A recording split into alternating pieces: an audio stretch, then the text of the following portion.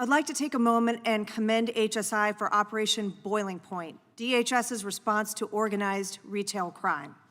By partnering with groups such as the National Retail Federation and Coalition of Law Enforcement and Retail Clear, HSI has been able to bridge the gap between public and private information sharing and best practices to ultimately stop organized theft groups.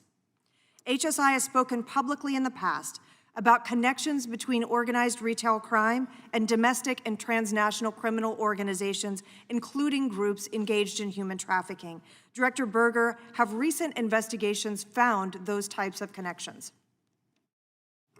Thank you for that question. Much of the work that we encounter, transnational criminal organizations, all organized crime is turned into poly-criminal organizations. They're involved not just in one type of violation, but multiple crimes that affect our communities. Organized crime, people may see organized crime and not think that it's very serious, but these groups are laundering money. They're involved in human trafficking, human smuggling, various ways to further their criminal business and their criminal enterprises.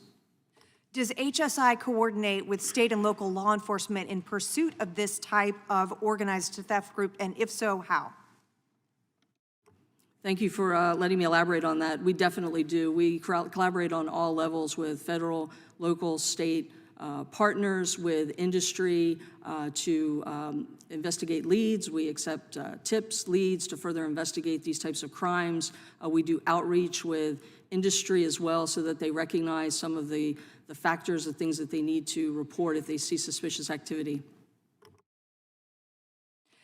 And if you would, share with us what role, why you believe it is important, assuming that you do, that HSI and other federal agencies with multi-jurisdictional authority have a role in investigating and prosecuting organized retail theft. Thank you for letting me elaborate a little bit further. Again, it's not just the organized retail theft, it's all of the associated crimes that these polycriminal organizations are involved with that are impacting our communities. They can be involved with, they are involved with illicit financial schemes, money laundering, human trafficking, human smuggling, Chinese money laundering operations. There's a whole plethora of violations and criminal activity that they're involved with that are putting our communities at risk.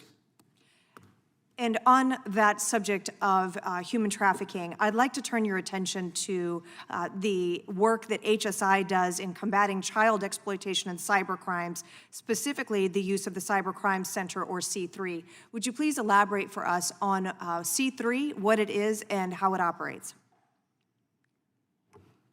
C3, the department, it's Department Cybercrime Center. It's an HSI-led cybercrime center focusing on crimes and internet-facilitated crimes. One of our flagship programs is our work in the child exploitation area.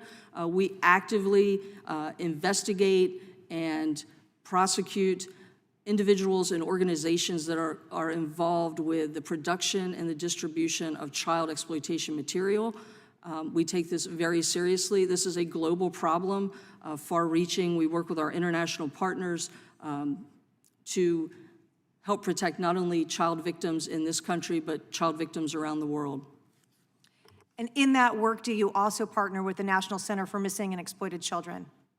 Yes, ma'am, we do. NCMEC, the National Center for Missing and Exploited Children, is a fabulous partner. We have personnel embedded with them. Tim Tebow and the Tim Tebow Foundation is also a phenomenal partner and provides us with a lot of support, especially in being able to bring experts in the field from some of our foreign partner organizations and partner law enforcement in different countries to come and help identify and rescue victims through Operation Renewed Hope.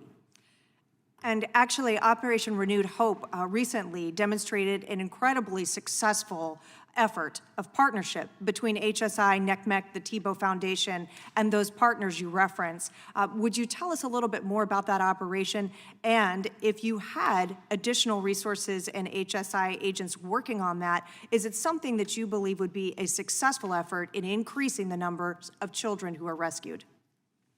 Yes, ma'am, it definitely would. Certainly we can always do more when we have more, either in the terms of staffing or funding. There's a lot that we can do with technology, a lot of technology out there that we can really further the identification and rescue of child victims. Thank you, Ms. Berger. I now recognize